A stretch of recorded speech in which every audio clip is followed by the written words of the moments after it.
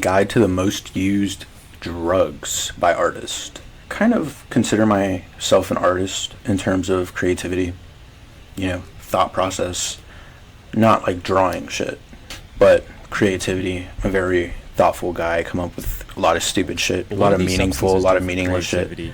So I thought this would be pretty cool. I think it's natural to search for a secret drug that will cure your procrastination and clear your creative block. Surely, after all this time, there is some drug that will just possess me to do the work. So let's find out.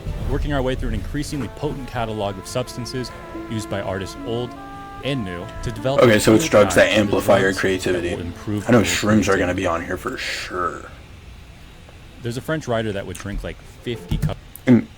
I haven't done like a shit ton of different drugs. I've done a lot of the same type of drugs, but like I'm not out here doing perks and lean and Molly and Xanax.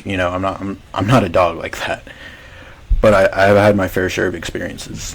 Cups of coffee a day. This is coffee. 50 cups of coffee a day. Reported would give him these intense surges of creative ideas. That's dangerous. That had to have been a placebo effect. Drinking 50 cups of coffee every single day. Yeah, this guy's And coffee has an tripping. interesting French history. The philosophers and artists of Enlightenment period salons credited I know he was coffee with shitting his newfound brains out hunger, daily. satiated by the mysteries unlocked. Buy daily, try daily. See, coffee wasn't widespread in Europe until the mid-17th century, as it originates in the rare cloud forests of Ethiopia. Look, this is a coffee plant. After it's dried, roasted, and steeped, it releases caffeine, blocking adenosine receptors, tricking us into a state of wakeful euphoria. This classification of drugs, stimulants, are Oh, is that what it commonplace in does? It just cuts off all the stuff that makes you feel tired? I didn't know that. I thought it only like amplifies your energy. arsenal of any creative mind. That makes so much more Cigarettes sense why stimulate you mind come crashing in a down. different way. Because your energy just, it's not just your energy lowing, like it's also your energy's lowing and your tiredness is coming back. So you go like from here to here. The stimulant was emblematic of the intensity and the passion he advocated were essential to life. What are you showing to now? music. You have to give Like everything tobacco? you have emotionally. As famously American as Bernstein, tobacco was appropriated during the first voyage of Christopher Columbus. Natives offered dried, rolled up tobacco for the voyagers to smoke. They were instantly hooked. These big, flat leaves hold the coveted nicotine, Yeah. which binds to acetylcholine. I think receptors, nicotine triggering is, dopamine like- release, to tame that insipid nag for novelty. Especially for Helping you people whose focus. minds are Stimulants always don't like influence any going. real creative insight, though. We recognize creativity as the ability I think to it offer slows new, you down unexpected and it makes you solutions. focus a little The more. focus and energy provided by stimulants doesn't spark any new creativity itself, does it? Instead, that tunnel vision focus helps with convergent thinking which narrows a set of presented ideas, engaging your editing brain. But I want a drug that truly inspires creativity. How can we jump to that next level of thinking that will conjure the unfamiliar ideas? He's gonna talk about my for that favorite editing thing. brain to then sort through For sure. later. But we'll have to look to the next classification of drugs. Psychedelics? Jordan Peele is accepting an award Oh, for yeah. his debut feature film. Yeah, Jordan Peele definitely be doing hella shrooms. Thank you. Most of what you'd expect in an acceptance speech. When he made that Sat monkey down movie, and I would what's it called? Smoke a little bit of weed and weed. and try and write a mind-bending horror film, my favorite genre. Artists have always had a close relationship. Oh, with really? marijuana, I thought he was on especially musicians. shrooms or something. This, I'm telling you, this substance, cannabis, is a whole lot Cannabis less makes me so harmful paranoid. than rum punch, Cannabis. whiskey, nicotine, and glue, all of which are perfectly legal. In part because of their advocacy, we've culturally accepted the recreational use of a widely illegal substance. And I realized that there are people who are locked up for smoking less weed than I was smoking when I wrote the movie. Many attribute their creative ability to its use. And cannabis can have a wide-ranging effect depending on its dose and its strain, but for its effects on creativity, I'm classifying it with the psychedelics. Really? That's crazy. Shit has nothing on Marijuana sends psychedelics. THC to the brain, binding to cannabinoid receptors, reducing cognitive filters to facilitate looser associations between concepts.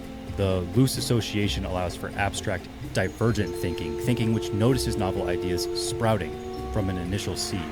Get Out is Jordan Peele's feature 'Cause this film leads to more, directorial like, debut. concepts. He was inspired by films like Night of Like the the Living base Dead of and Silence ideas. of the Lambs. And it's usually original Jordan ideas Peele that come from is shrooms. not That's the why I most like them. infamous cannabis user in Hollywood. Like, it comes I from smoke deep weed into all your day, head. every single day since I was 20 years old, maybe something like that. 20. Yeah, and I've been very productive in that time. Clearly that's what I've been missing. Seth Rogen, the greatest comedic writer and actor of our generation, relies on cannabis to sustain Dude, his laugh creative is productivity. awesome. Could I not smoke weed? Probably. Would I just much rather smoke weed all day? Yes. There's a different substance that came before the Prestige. One he attributes his expanded consciousness to an early encounter with. It's a great lengths to go through to do hallucinogenic mushrooms, but I was trying to expand my horizons. He doesn't take them as much these days, but has reflected on taking shrooms in his early teens as deeply transformative, and even still influences career choices he makes to this day, describing the substance as very insightful and introspective. The image psilocybin evokes is of a very specific era, the generation that cultivated the creativity of the Beatles and Steve Jobs, both of which would be more accurately associated with LSD, but the residual effects of true psychedelics are the same. There was something beyond sort of what you see every day. There's something going on here in life. It's the same thing that causes people to want to be poets instead of bankers. And said, hey, this is the medium that I think I can say something in. You know? Yeah, like the thing with mushrooms, it's really cool, is someone will say, I want to be a banker. I'm just going to use this example. But why do you want to be a banker? That's the next thought that's going to come to your head. Because I want to make a lot of money. I'm good with math. Okay. And then you think, is that the only reason I want to be a banker? And then you're like, wait, shit, I don't want to be a banker. And then it kind of helps you just go about life like finding shit you actually think and not what everyone else is telling you to think. It's really cool. Psychedelics have lingering effects on the brain that can last months. Psilocybin works by decreasing connectivity with local, rigid networks that keep you stuck in cyclical thought patterns. Society. Then, it introduces unacquainted regions of the brain, and those new connections can notice new ideas together. So we can manufacture short sprints of energy with stimulants, we can unlock new modalities of thought with psychedelics, yet there's still this nagging mental barrier. A common, unshakable self-doubt unresolved by the open euphoricness addressed by these other substances. Ernest Hemingway, practically synonymous with great writing, famously said, "Write drunk, edit sober." He never actually said that. The quote is misattributed to him. Instead, he would write sober in the early mornings and then sustain a long drunk for hours afterwards. Hemingway's dependence on alcohol was more a defense mechanism, a mechanical medicine for his trauma and mood disorder. To friend and fellow writer F. Scott Fitzgerald, Hemingway admitted work was the thing that would save him, if only he would do it. The substance was impeding the work. So alcohol? Alcohol is a depressant. It slows brain activity, flattening life to dimensionless representations of reality. It doesn't concentrate your attention or expand the boundaries of your mind. It contracts. It lures you into a false confidence. It may be occasionally useful. Relying on it is fatal. Alcohol is a weak depressant. Heroin has captured many artists with similar debilitating ailments. I will never do One of the reasons heroin. So many great artists die of overdoses early in their lives is because they're using drugs to numb a very painful. I've also said I would experience. never do a lot of things that I reason ended it's up doing. painful is the reason they become artists in the First thing was place. never- their incredible never smoke. sensitivity. These charged emotions, Then it was never powerful drink. when expressed in the work, are the same dark clouds that beg to be numb to allow sleep or to get out of bed and face the day in the morning. It's a blessing and a curse. The relief found in artistic expression, found in drugs, fuel one another. And then when it happened, he just, yeah, but he'll never keep it up. Now they say I'm killing myself, stuff like this.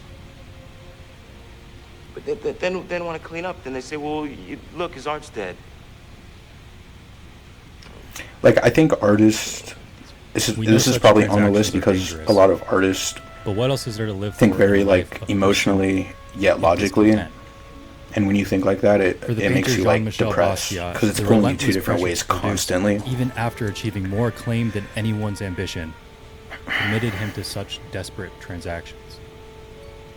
So they just get like really sad and fucked up. So they do shit like this. There's a I clear don't think line this between drug coping makes you and creative. Logan and the exchange made by Hemingway and Basquiat. I think it's just For the something a line lot too of easy creative to people cross. do. It's natural to seek remedy in a life that we've involuntarily received, but to call for a substance to do everything is to forfeit your creativity entirely. That you drink coffee, you smoke cigarettes, and you paint, and that's it. But basically, it's the incredible happiness of working and living that life.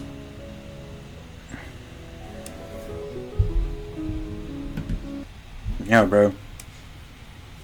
Snort whatever you want to snort, smoke whatever you want to smoke, drink whatever you want to drink.